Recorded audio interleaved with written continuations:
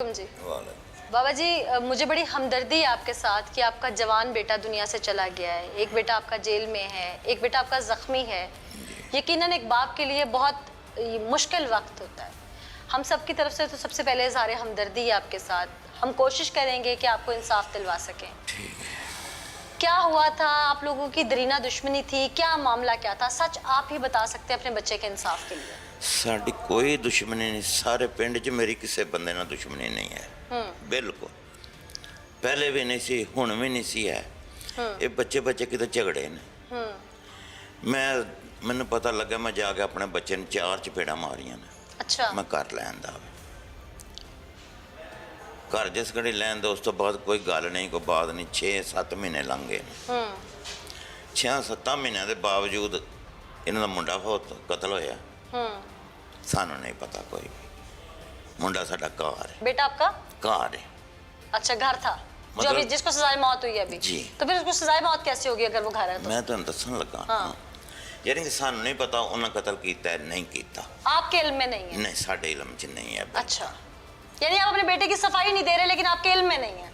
मैं सफाई नहीं दे रहा। अच्छा, ठीक। मेरे इल्म च नहीं है, साडे किसी जी दे इल्म च नहीं है। मेरा मुंडा गुनाहगार निकलिया, मैं अज तक ਉਹਦੇ ਪਿੱਛੇ नहीं आया। इंसाफ का तकाजा पूरा किया। कित्थों जिथों मर्जी ਉਹਦਾ पता कर लो तुसी। ना मैं थाने गया, ना मैं शिशनकोट एक तरीक ते भी गया वां ते मैं। वजह क्या बनी थी आपके बेटे की उस कत्ल में? सानू ये कोई इल्म नहीं है क्यों ये झगड़े ने, मैनू कोई इल्म नहीं। कोई इल्म नहीं है। अच्छा, उसके बाद फिर आपके बेटे को सजा हो गई? लोकां कोलों पता लगा जी ये झगड़े ने ते ओ जिहड़ा मुंडा ना इन्हू आंदा है मैनू प्यो आख। लोकां कोलों सुनिया। फिर क्या हुआ उसके बाद? ये आपके दूसरे बेटों को क्यों मारने आए? कोई गल नहीं हुई आज आप लोग सुलह भी करना चाहते थे इनके साथ कि चले कोई बात नहीं, मामला हल हो जाए। बेटा तो वही जिसको सजा हो गई है। मेरे को एक बंदा आया, इन्हें भेजा, उन्हें कहा मेरे नाल चल। मैं कहा मैं इन्होंने घर नहीं जाना, जो मर्जी हो। बंदे पाओ, तुसी को 2 बंदे दो, 2 बंदे मैं देना, बह के गलबात करन, जो मुकेगी मैं कर लांगा। नहीं, वो बंदा फिर नहीं आया। कोई मुकमका हुआ 30-35 लाख रुपए में सुलह सफाई? 1 रुपये का। आप लोगों ने सुलह के लिए इनको कहा कि कोई बात नहीं, सुलह कर लेते हैं? इन्हां नाल कोई गल नहीं मेरी हुई। नहीं, वैसे आप लोगों का इरादा था कि चलो इरादा ऐसे चलो जी करन कि चलो इनका कत्ल हो गया, हमारे को सजा हो गई, अब जो रह गए पीछे वो सुलह कर लेते हैं। ये है इरादा ऐसे चलो जी कर देंगे तो चलो। मैं कहा जो ओदा बनदा वे उन्हें भी इबरत होगी। हाँ। बेच जो दियत बनती हुई वो आप दे देंगे जो कानून के मुताबिक। हाँ जी, ठीक। अल्लाह आपको सब्र दे और हिम्मत दे कि आप इंसाफ की जंग भी लड़ सकें। चाहे आपके अगर बच्चों से किसी का दिल दुखा है तो आप उन्हें इंसाफ दे सकें। किसी बंदे नूं जगने सारे च पवा लो, सारे जगने 40 साल दे विच मेरे को उत्ते को बंदा उंगल नहीं धरेगा। इंसान सारी जिंदगी अपने हक के लिए जंग लड़ता है, अपने रिस्क के लिए जंग लड़ता है, पेट की जंग लड़ता है। और एक आम इंसान हमेशा, एक मिडिल क्लास इंसान या एक अपर क्लास इंसान, एक आम इंसान यही सोचता रहता है कि मेरे किरदार पे उंगली ना उठे। लेकिन फिर एक वक्त ऐसा आता है कि औलाद के हाथों मजबूर भी हो जाता है। यहाँ पे भाई मौजूद है हमारे साथ, हम उनसे बात करते हैं। आप भाई हैं, भाई तो भाइयों के दोस्त भी होते हैं जी। आपके जिस भाई का पहले मामला हुआ और वो जेल में है जी, उसका क्या वजह थी? क्योंकि दुश्मनी तो वहीं से शुरू हो रही है ना। क्या वजह थी? वजह यही जो वाला साहब ने बताई है, वो भी बच्चा था तो इनको गली महल वालों के साथ लग के जो भी हुआ मामला, हमें तो इसका पता ही नहीं था। आपको भी बात सुनने में कुछ नहीं आया? कुछ नहीं आई, मैं अपने काम में बिजी था, घर आया, हमें कुछ नहीं इल्म है। ये भी घर था तो उसके बाद ये काम पे जिसने काम करवाया, जो इसके साथ बिजी सारे रल के करवा रहे थे काम, उन्होंने इनको काम लगवा दिया। अभी आप लोगों में से, क्योंकि आप चले वालिद साहब तो बुजुर्ग हैं, आप तो बाहर नौजवान हैं, दोस्तों में उठते बैठते होंगे, एक ही इलाके के रहने वाले हैं आप लोग, तो क्या आप लोग कोशिश कर रहे थे कि इनसे सुलह सफाई हो जाए या इससे कभी मुलाकात होती थी कातिल से आप लोगों की? जाहिर बात है, हमारी तो कोशिश थी कि चलें सुलह हो जाए, जो भी होगा। उसके भी बच्चे हैं, चलें इसकी भी आखिरत का मसला होगा कल को, तो कुछ ले दे के मामला जो है ना सही हो जाए। कोई डील डन हुई थी? नहीं, इस तरह की कोई बात नहीं हुई। अभी जिस दिन ये वकूआ हुआ है उस दिन कोई या उससे 1-2 दिन पहले कोई लड़ाई झगड़ा कोई हमारे तो ज़हन में नहीं है। हमने कहा चले यार हमारा भाई था, उसने गलती की, उसको सज़ा मिल गई है। हमारे जहन में तो कभी इस तरह की बात ही नहीं आई कि हमारा भाई अंदर है या इन्होंने करवाया हो, कभी हमने ये सोचा ही नहीं है। ये जिस दिन ये सारा वाक़या हुआ, ज़रा तफसीलन बताएंगे कि आपके भाई दुकान पे थे, दूसरा कहाँ पे था, क्या क्या हुआ? जी, मेरा भाई जो है जिसको अभी हॉस्पिटल में है, वो अपने काम में बिजी था, गाड़ी चला रहा था, पतोमंड की जानब से आ रहा था, और जो ही ये आया इसने आन के उसके ऊपर अंधाधुंध फायरिंग कर दी है। अच्छा, कितने फायर लगे? इसको 7 फायर लगे हुए हैं। कहाँ कहाँ?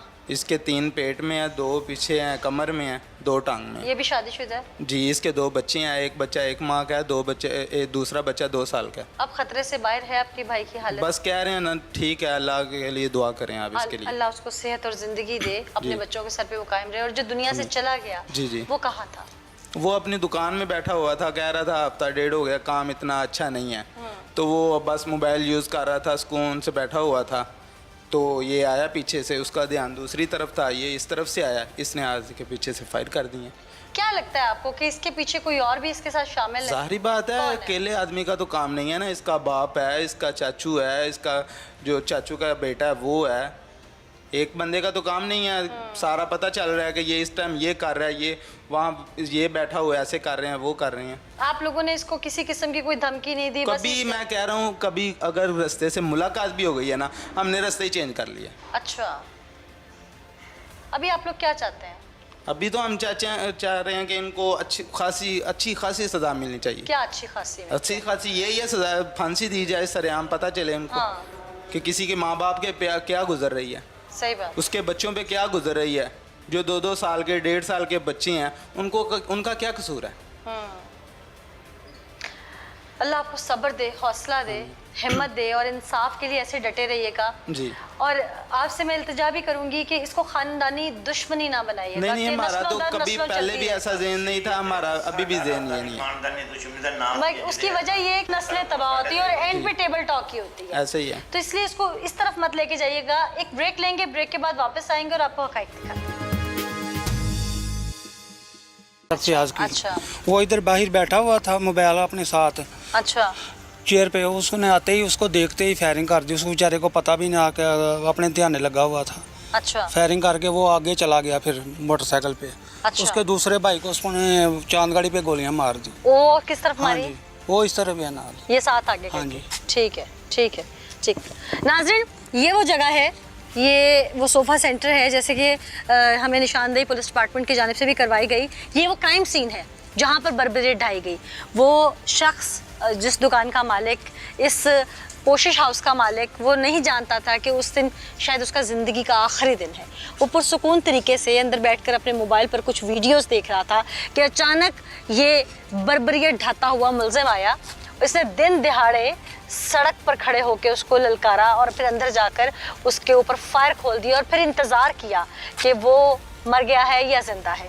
फिर इसको सब्र ना आया और इसने ये ना सोचा कि ये दिन का वक्त है, यहाँ पर दुनिया इकट्ठी हो गई है, मुझे कोई पकड़ ना ले। ये हवाई फायरिंग करता हुआ, एरियल फायरिंग करता हुआ यहाँ से भागा और कुछ ही फासले पर जाकर, यहाँ से चंद ही कदम दूर जाकर, दूसरा भाई, इसी सोफ़ा सेंटर के मालिक का दूसरा भाई जो था, वो वहाँ पर चिंची रिक्शा चला रहा था और उसने जाकर सवारियाँ बैठे हुए चिंची रिक्शे पे उसके ऊपर फायरिंग कर दी और फिर इंतज़ार करता रहा कि ये भी सांसें इसकी ख़त्म होती हैं कि नहीं। लेकिन कहते हैं ना कि जिसे रब रखे उसे कौन चखे। वो चिंची रिक्शा ड्राइवर, शायद उसकी ज़िंदगी थी अभी, उसकी सांसें अभी बाकी थी और 6-7 गोलियाँ लगने के बावजूद आज भी वो सांसें ले रहा है। वो मजरूब है, अस्पताल में है, लेकिन